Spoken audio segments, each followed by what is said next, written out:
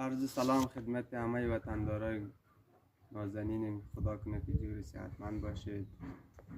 وطندارای عزیز، اسم من حیدر است، باشنده شهر مزار شریف. مدت 3 سال میشه که اثر یک حادثه هر دو پایم از ناحیه کمر فلج گردیده. توانایی کار کردن رفتن را بالکل ندارم. در فامیل 4 نفره زندگی میکنم. سرپرست نانوار خانواده هم خودم هستم. وطندارای عزیز، من در یک ویلچر برقی ضرورت دارم که تا بتوانم در روی ویلچر بشینم، در روی یک شهر بازار یک دست فروشی کرده تا خرج خانه خود را فراهم کنم. وطندارای گلم، تک تک شما خواهش میکنم که ویدیوی مرا اشتراک گذاری کنید تا به دست یگان آدم خیر، یگان دفتر خیریه برسه، همراه من همکاری کنه.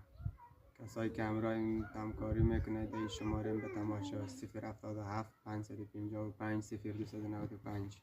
این شماره تماس، شماره واتساپ ایمویم است. اگر کسی خواست همراه همکاری کنه زنگ بزنه، این لمبریم است.